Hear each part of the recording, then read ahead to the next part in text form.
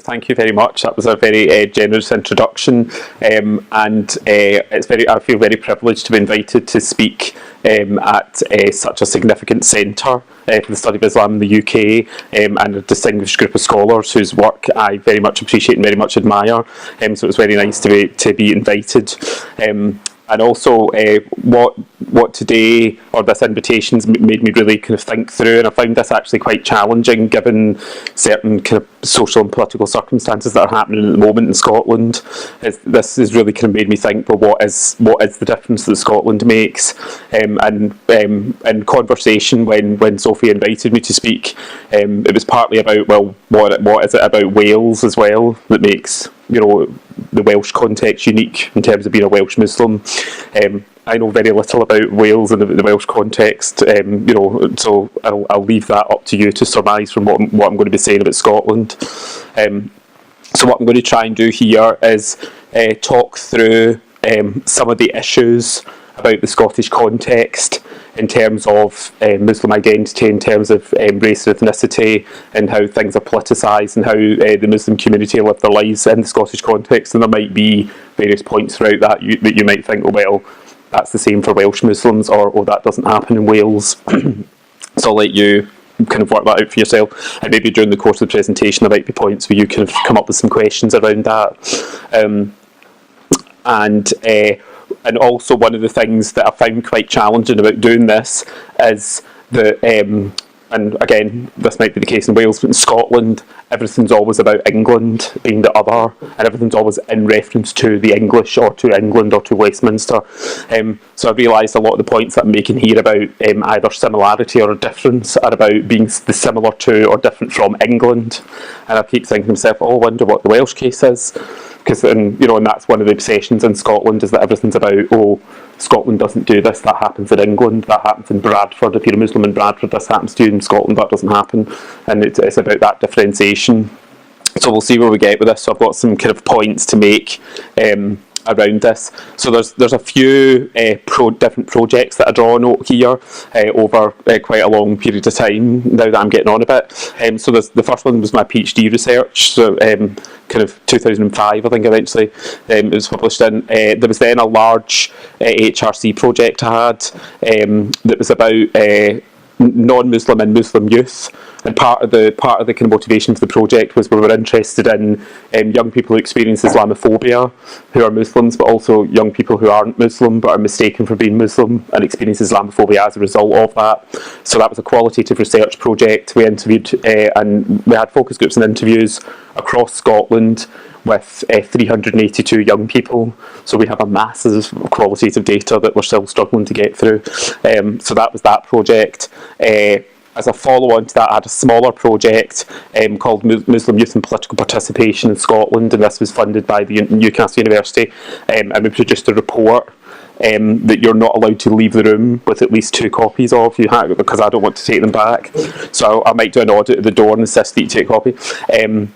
And again, there might be interesting content in here in terms of thinking about the Welsh context. And then more recently, I've been doing some more sort of policy applied impact type work with Tell Mama, the non-governmental organisation that monitors anti-Muslim acts, and I've been helping them kind of expand their regional portfolio in Scotland and the northeast of England, and I've also been doing some work with the Scottish Parliament that I'll say a bit more about towards the end.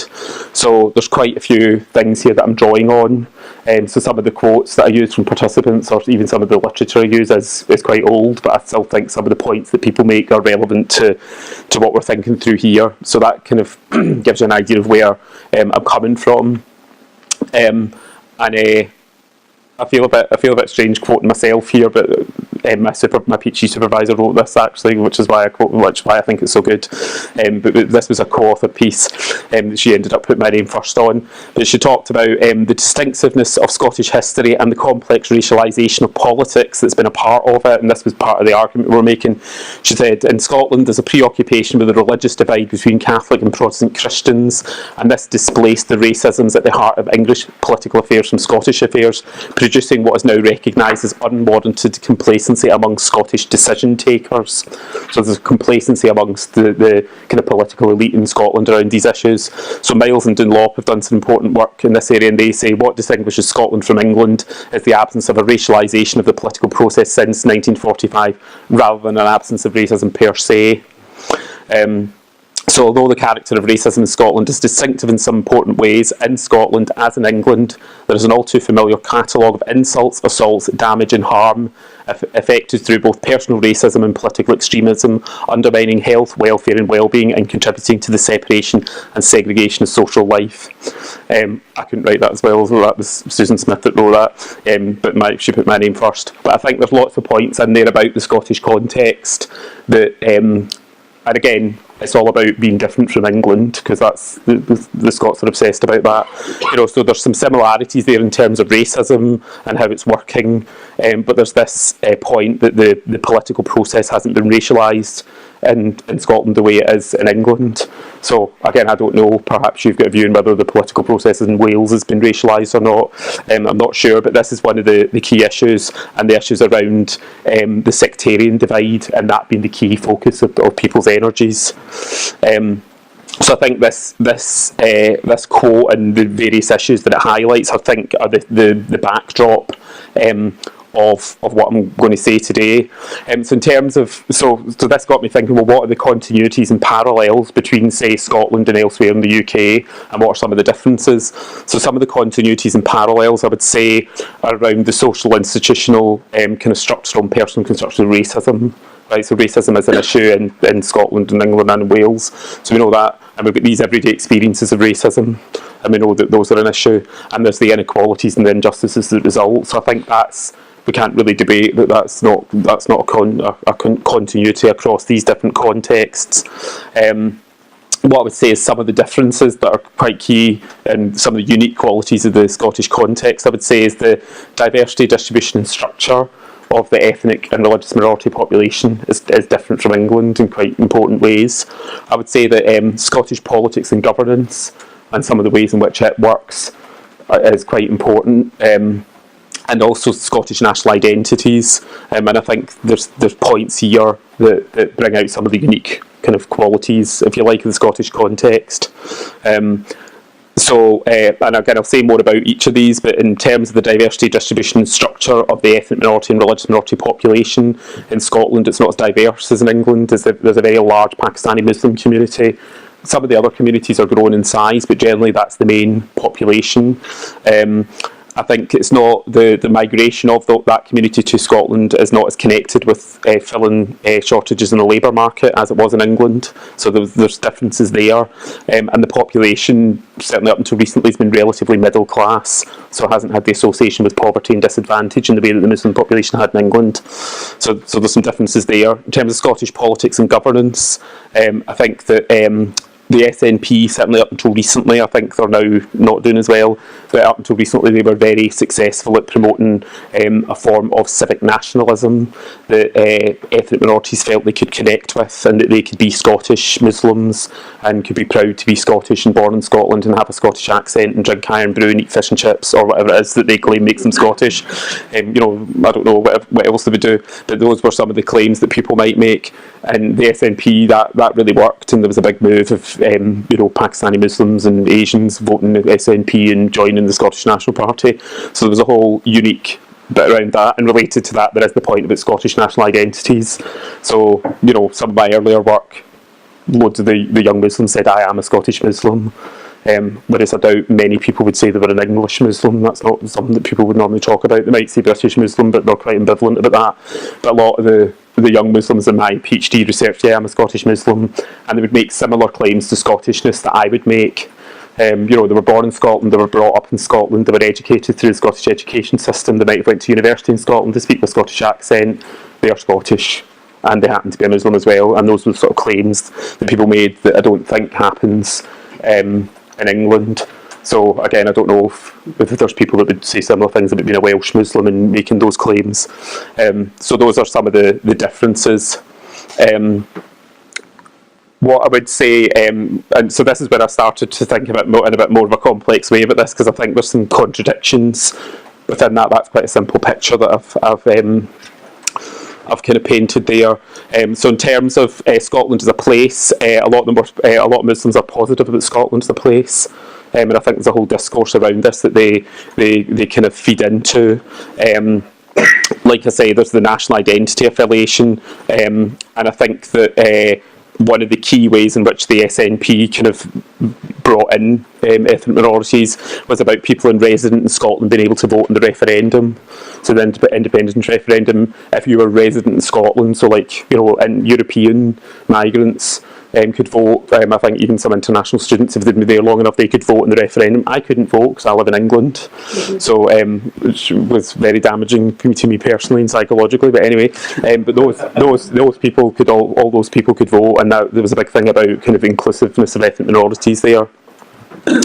So there's quite strong positive associations and connections between Scottishness and ethnic, racial and religious identities.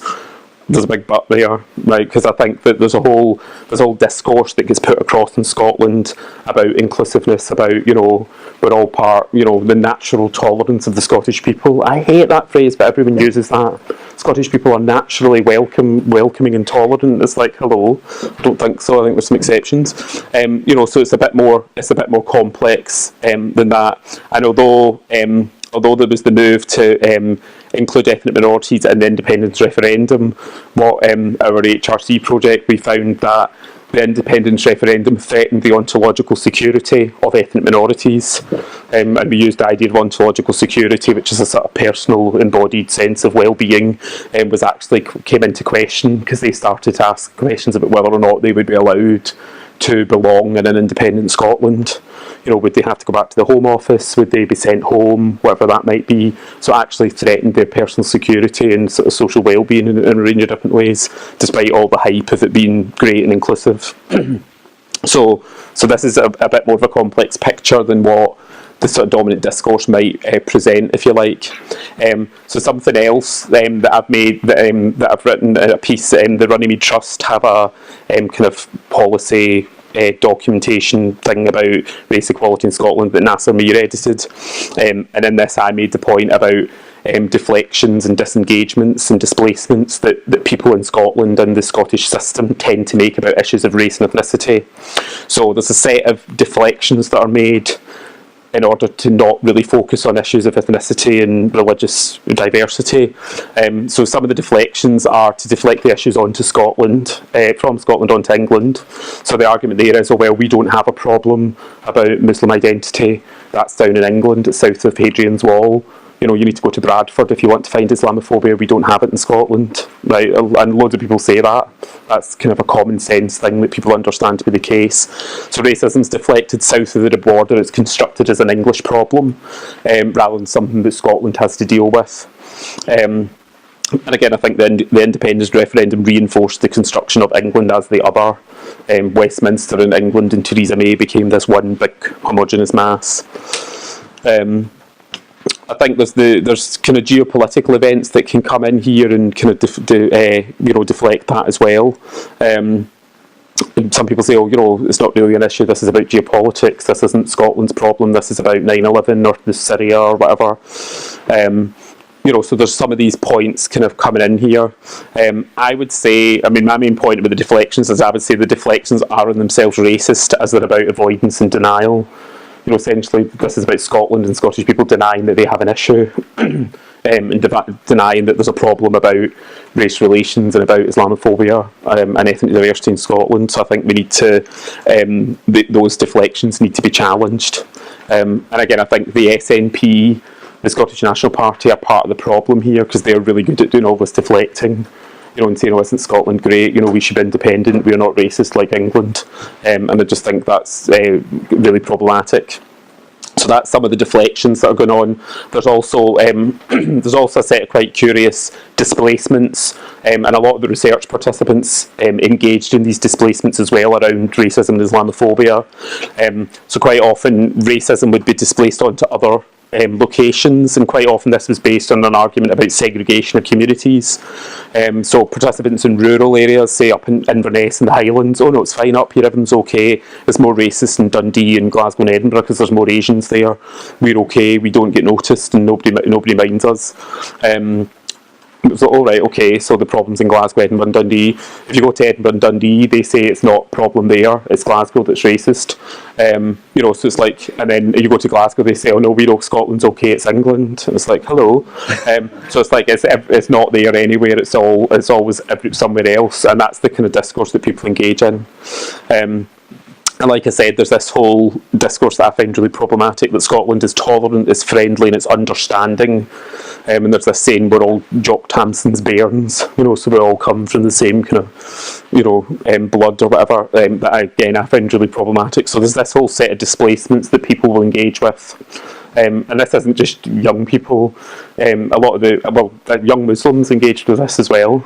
Right, so this was partly about ethnic minorities doing this, but this is also teachers, police officers and other people that we've spoke to that engage in this sense of displacing racism onto other places rather than facing it up to it as an issue.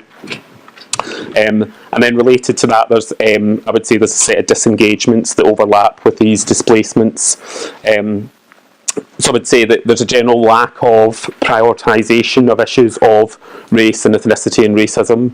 There was a race equality action plan was only published in December 2017. Like, give us a break, where have they been?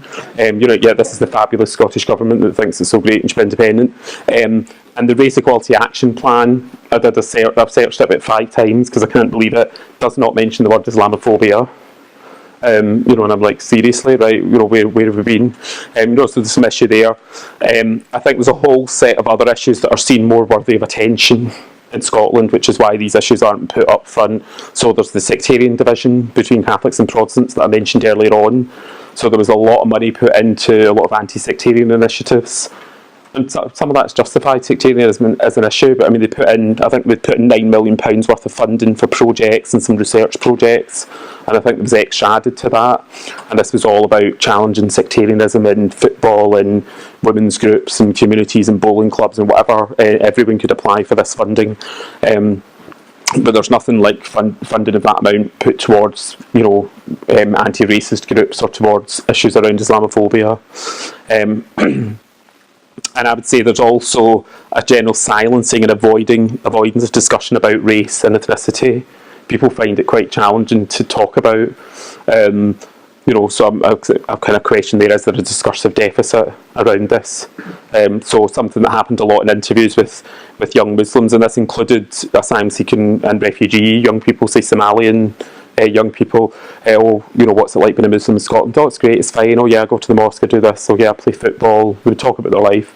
Experiencing, oh no, Scotland's great, everything's brilliant, everyone's really friendly, oh yeah, Scotland's a nice place. Halfway through the interview, oh well, yeah, I did get swore at the street and somebody threw a brick at me across the street last week, and I was like, wow, I thought you didn't experience racism. Oh well, yeah, I suppose that is racist, isn't it? And I was like, right, so it's like they're in the habit of saying this isn't an issue and it's all okay and Scotland's great, but then when you actually tease it out a bit, it comes out. So there's an issue there around the extent to which these kind of topics are discussed and debated. And something else that also came out of the HRC project was around misrecognition. So we found that there was a lot of young people being mistaken for being Muslim. And they would then experience Islamophobia as a result of that. So they could be, we interviewed 17 Sikhs who said everyone thought they were Muslim. They were all mistaken for being Muslim. There was some Hindu young people. There was non-Muslim South Asians. There was ethnic minorities who weren't religious, and people assumed they were Muslim because their skin was brown. So there's a whole sort of misrecognition issue there. And so that really brought home the lack of understanding that there generally is in Scotland about different ethnic and religious minority groups and how they work and what their beliefs and practices are. So there's a set, and I think that's all about this disengagement from this issue. So this is a kind of argument I've already made that I find quite frustrating because I don't think we're getting very far. So again, it'd be interesting what's happening in Wales, in the Welsh context, and is Wales further on than Scotland, or are there some similarities here, sort of thing. So I'd like to say a few more things about the similarities and the parallels. And again, a lot of this is about Scotland and England rather than the Wales. It'll be interesting to see where Wales fits. So again, there's the in relation to England issue. And again, there's that quote there. So it's always about what's going on in England, what's going on in Westminster. And again, I'm not sure in the Welsh context, is there that similar reference point where Wales is great, all the problems are in London or Bristol or wherever. And again, it's quite often framed as this sort of I was trying to find a picture with Theresa May and Nicola Sturgeon facing up to each other as if they were going to have a boxing match, but I couldn't find one. So that was the best one I could find. But it's often, and it's the politicians encourage that and put it together. So in a sense, this is something that's continuing to happen and continuing to be put across. Although it is interesting that the SNP did. Lost lots of seats. That was brilliant. I loved that, especially Alex Salmond losing his seat. Sorry, I shouldn't say that. Anyway, the best thing I've seen in politics in ages, because he's so smug about the SNP. But anyway, so there's that set that's reinforced by the politicians, and that gets coverage in the newspapers and feeds through into kind of people's everyday views on these things.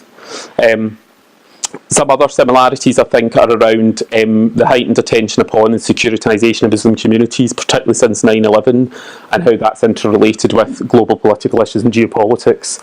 And I think I see that across a lot of the literature about Muslims in Britain, whether it's London, Bristol, Bradford, wherever, Edinburgh, Glasgow, and even some of the stuff in Wales. I've seen these types of debates. So if I had a young Scottish Pakistani Muslim guy, he was talking about Trump. If Trump wins, this was just before Trump got in, he supports Muslims not entering the US anymore. I fear this is going to start moving out the Muslims inside of America as well, slowly. This might influence politicians as well. Communities might start acting up in our own country against Muslim communities after seeing Trump's reaction. So there's a sense here in which these global political issues percolate through into people's everyday lived experiences in Scotland. And we know that happens in England and in Wales as well. So there's some similarities across the UK in terms of that issue. I think another similarity that we can say across the UK would be about how markers of Muslim identity or markers of Muslimness have heightened in significance. So whether it's the headscarf, the beard, and those kind of markers of what it means to be a Muslim, they've heightened in significance, and we see that across a range of different examples, including in the work in Scotland. So there's an example here of an asylum seeker Muslim in Glasgow. Just to explain, one of the things we did in this project was we age-banded people rather than giving them their exact age as a way to ensure the anonymity, because we wanted to be able to talk about the different categories they'd put in the demographic form, but if we put their exact age, they might be identifiable. So we come up with this idea of age banding people, just in case you're wondering what that means. So a nasty incident here on a bus. The girl pulled my scarf off. Why do you wear this? So you trying to hide something? Do you eat nits or something? So these kind of horrible incidents that happen. Because in the end it's just an item of clothing, but it becomes this heightened marker of identity. And again, we see that across research about Muslim identity across the UK and in different contexts. So some similarities and parallels there. There's also the issue about misrepresentation, stigmatisation and stereotyping in the media and in other facets of public life. And Raza talks here, somebody having mental issues and wants to put, set up a bomb in town, he would say the media would make it seem like it was a Muslim. It's a non-Muslim terrorist attack. So the person's unwell and they had mental problems, that's frustrating. So there's loads of quotes like this that you see in all different types of research, going back to, say, Samad's work in 1998 or whatever. So we know that this is an issue and that this is quite, sadly, quite a consistent issue, not just in the UK, I would say in other places as well. And I think there's also a sense in which, and this has come out more in the recent project as well, in which Muslim communities are sort of stereotyped as being more interested in politics and political matters over there, whether that's Pakistan, Somalia, or wherever they're from. They're not quite as committed to the UK or to Scotland, which we found is a lot of rubbish actually. So which proves that as a stereotype. So here, there was an Arab, she identifies Arab British, Lindsay, she wanted to be known as.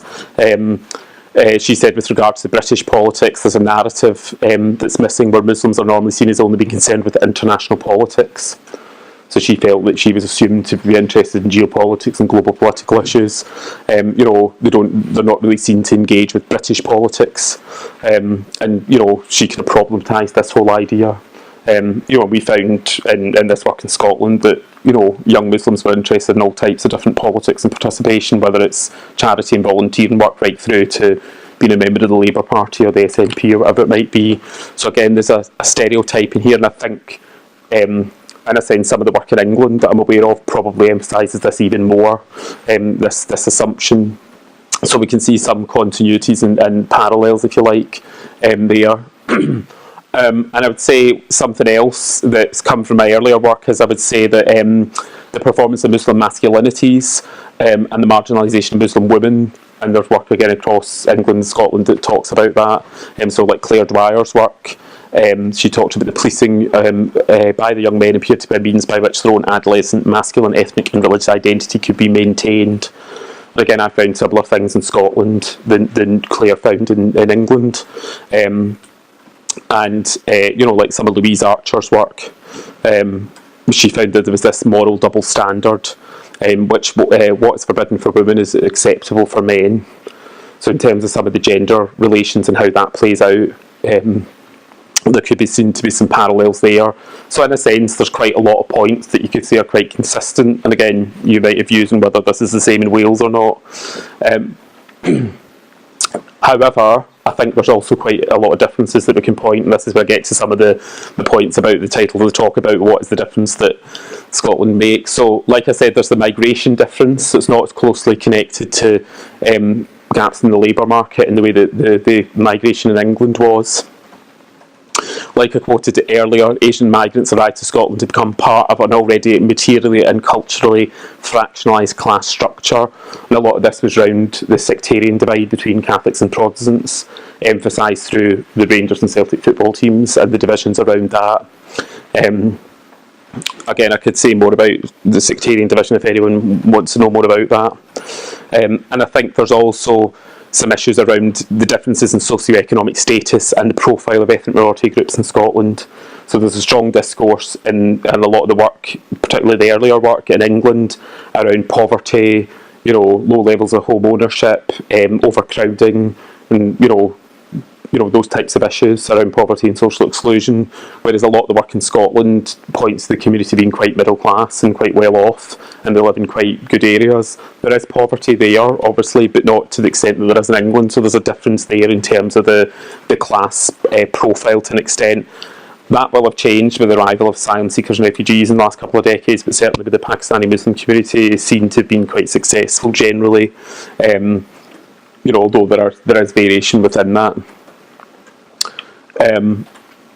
This was a quote, this was interesting because this was a focus group from my PhD a long time ago, but this guy Talib, I think he had lived in one of the northern mill towns, I can't remember what one, but he made the point when he came to Scotland in 1996 and he came around this area, and this was Pollokshields in the south side of Glasgow. He came for a look around.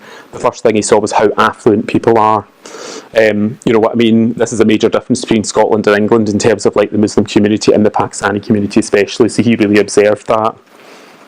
So it's we need to be careful we don't generalise around this, because it's not simply a case that all Scottish Pakistani Muslims are well off and financially comfortable.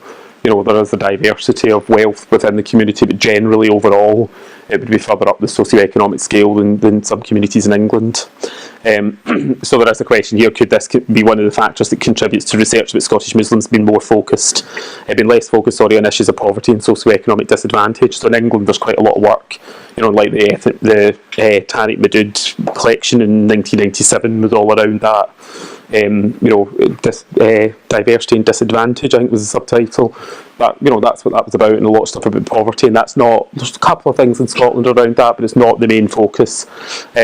So we can see maybe some differences there. So again, I don't know what the context is in Wales, and even I don't have the skills that Richard has, or if I had, I would be able to map it and make it look very colourful and be a proper geographer. But in Glasgow, a lot of the Pakistani Muslim communities suburbanised and moved to a very, very middle class suburb where there's a very, very good high school. It's like the highest performing school in Scotland. And nearby that school, there's some output areas, I think that's the right term of the census, that are 40, 50, 60% Pakistani Muslim. So they're now able to move into this kind of very middle class suburb of the city. So again, some differences and contrasts there. One other thing that's quite interesting about the Scottish context, this is perhaps less so the case now, but it certainly was about 15, 20 years ago, was the relatively small black population compared to, so actually there was some work that talked about Glasgow being unique amongst major British cities for not having a significant black population. So there was a very small community of a few hundred, but, compared to the large Pakistani Muslim population, that was the main ethnic minority community, whereas in some other contexts in England, there was maybe a large African Caribbean community as well, and that wasn't really the case in Scotland. So I think this is important, particularly in terms of young Muslims and who they interact with and who they have relationships with. So if you look at some of the stereotypes around Asian masculinities, Asian young men have been conceptualised as effeminate and as more middle class and behaviours achievers in school, and there's a kind of a stereotypical racist assumption that Asian boys tend to be physically smaller. So obviously if these physically smaller, behaving and achieving young Muslim guys in Scottish schools or in English schools, if they've got other black young men that are seen, and the stereotypes of black masculinity are around muscularity and sexual prowess and being physically strong and taking up a lot of space, the Pakistani Muslim boys would be seen to be subservient to them, whereas Scotland didn't really have that. So certainly the school that I went to, which is one of the most, has one of the highest Muslim populations in Scotland and south side of Glasgow, I don't remember there being anyone when I was at school who was black. You were Asian or you were white. I literally can't remember anyone. That's changed now because of the asylum seeker and refugee communities. So it meant that these young men are kind of learning to be masculine and perform their masculinities in relation to white working class masculinities rather than black masculinities. So I think in a sense this I think is changing because in the school, because I went back and did research in my old school, and there was now like a lot of Somalian boys, and there's a lot more ethnic diversity there. But I think in terms of the Muslim youth that are maybe now in their late 20s, 30s, up to my age, it was very much they were the main ethnic minority group. So I think that relationality between the different groups is different in a lot of the places in England. So again, I don't know, that's up to you to work out what that might say about Wales, if you like. So I think there's some differences there that are important. And then I think that this is a difficult issue to cover, but I think that there's an interest in Scottish politics as something that Asians and Muslims can be involved in and can be engaged in. So I mean, for a long time there's been Scottish Asians for Independence as a movement that people could be a part of. You can see lots of Scottish Asians there saying that they're going to vote yes to an independence referendum. And as Am said here, he's in the SNP, he's part of the party, he's been in the party since he was 16 years old. He came to the SNP as he liked their politics. He was really interested in independence. We shouldn't let someone else in England dictate our future. So he was involved in Yes Scotland movement when he was 15 or 16, and we've got quite a lot of interviews in this project and in the HRC project as well. So he joined this Scottish Asians for Independence and became their youth officer. So there's a sort of politicisation there amongst Muslim young people, and I think my sense is that there's more evidence of this being the case in Scotland than it is in England. I'm not saying that Muslims in England aren't political, because there's lots of examples of that, but I think there's quite a strong movement in Scotland and amongst young people as well, as young as that. So there was some, and again I think there's a point here about the Scottish independence referendum. The 16, 17 year olds could vote. which I thought was the SNP trying to be sneaky to get more votes for independence rather than necessarily being inclusive. But maybe I'm too cynical and getting too old about these things. But I don't actually think that was as necessarily inclusive as it was presented. So again, I think that there could be some differences there. And like I said, that opening up of the vote, it has worked, because a lot of young people became very politicised and talked about, I don't know what you would call it in England and Wales, but in Scotland there's a subject called modern studies. It's basically sociology and politics, and you can study it at, right through school and do hires and whatever in it. And a lot of the students talked about modern studies, and they started becoming interested in politics, and they realised that they could potentially vote in the independence referendum, and this really politicised them, and they realised they could be a part of this. So again, we don't know if that's happening in Wales. You'll know better than me. And something else that's come out in this project is around the politicisation of Muslim youth in response to Islamophobia. So we're writing a paper at the moment around the sort of the double-edged effect of Islamophobia, because sometimes it politicises some people to become more involved, and in other cases it silences them because they don't want to speak up because they might be seen to be radicalised. So there's some differences in contrast there. I would say there remains in many quarters a lack of willingness to engage about issues of racism, Muslim identity that you don't necessarily get in England. For example, Police Scotland are one of the only police authorities that are refusing to enter into a data sharing agreement with Telmama in order to monitor Islamophobia.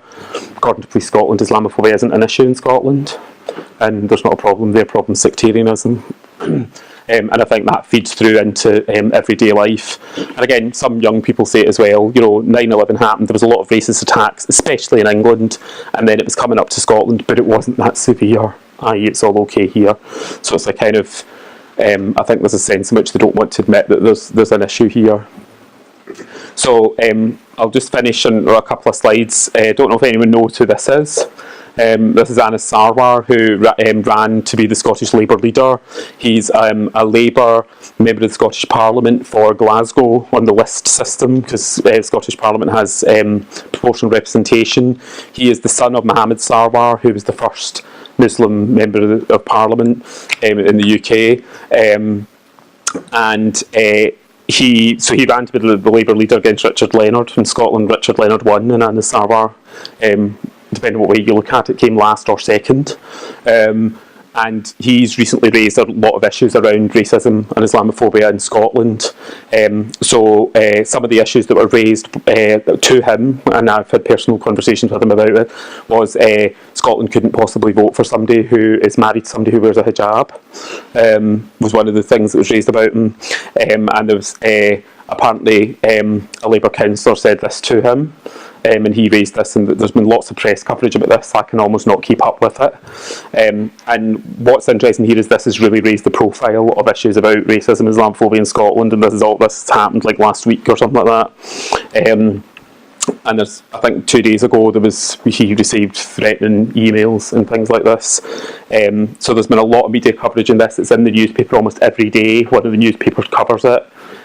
He's such a sharp political operator that he manages to get into the paper every day. It's very interesting watching how he operates, actually. And one of the so that's a summary of what I've said. But one of the points he's making is about this issue of Scottish exceptionalism that he thinks Scotland needs to get over. They're not ready for a Pakistani Muslim leader, and he thinks Scotland has this exceptionalism that it puts everything onto England and it doesn't deal with this. So something I've been working on with him is to set up a cross-party group in tackling Islamophobia. And we had the first meeting in the Scottish Parliament a couple of weeks ago. And I mean, I'll have to say more about that, but this is where we're at with this issue.